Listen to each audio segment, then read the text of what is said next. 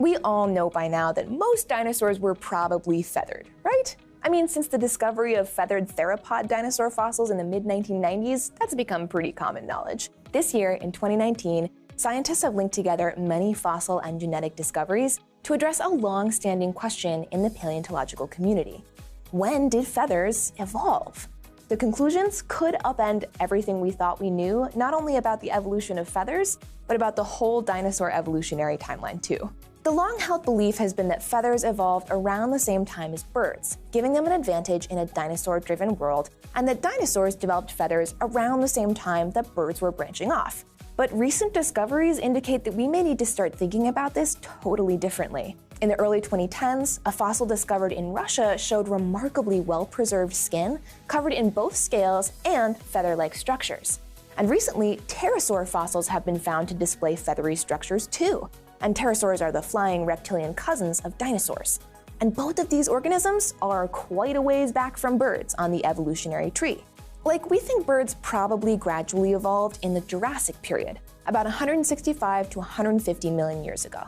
But these discoveries potentially push back the origin of feathers tens of millions of years before Archaeopteryx, which is widely regarded as the first bird.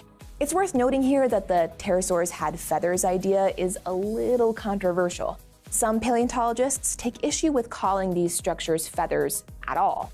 But many experts look at these structures, whatever they may be called, as expressions of feather-producing genes, and that's the important part. See, this fossil evidence, pieced together over several years, confirms genetic work. The development of feathers in an organism is controlled by the same genetic regulatory pathways that give rise to different structures in other animals, like denticles in shark skin, scales in bony fish, hair in mammals, even teeth. Molecular genetics analysis has revealed evidence of these genomic regulators way back in the evolutionary tree, in the Archosauria group. Archosauria were the ruling reptiles of the late Permian period, and this means that the genetic basis for feathers may have existed long before the dinosaurs and well before birds, which are the Aves group. All of this put together makes for pretty compelling evidence that feathers are much more ancient than we thought. But why? Why did feathers evolve way back before birds started using them for flight? Well, there's a couple of possibilities, but one idea is that at the end of the Permian period, when those reptile dinosaur ancestors ruled the land, there was a huge extinction event, the end Permian mass extinction, to be exact.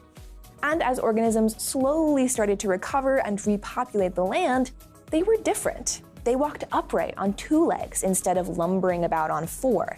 They had faster metabolisms, and some may have even been endothermic or warm-blooded. So to compete with our ancient mammalian ancestors, who were probably already evolving hair to stay warm and hardy, dinosaurs, pterosaurs, and more started using those feather-building genes to express feather-like structures, most likely for pure insulation. Overall, this changes most of our ideas about how birds may have evolved and what role feathers played in their divergence from dinosaurs. This amalgamated work leaves us with a bunch of other questions, too. Were feathers present in crocodilian ancestors? What were the other purposes of feathers in birds as they diverged from the tree? These radically shifting evolutionary timelines don't just change our popular conceptions of what dinosaurs may have looked like. Heck, the movies probably have bigger things to worry about. But emerging techniques and the melding of fossil and genetic research keep bringing us closer to a more complete picture of evolution on Earth, and how the organisms we recognize today came to be and how they're related to each other. If you have another fossil mystery you want to see us uncover very carefully with our paleontologist brushes, let us know down in the comments, and make sure to keep coming back to Seeker for all your paleontology news. Thanks so much for watching, and I'll see you next time.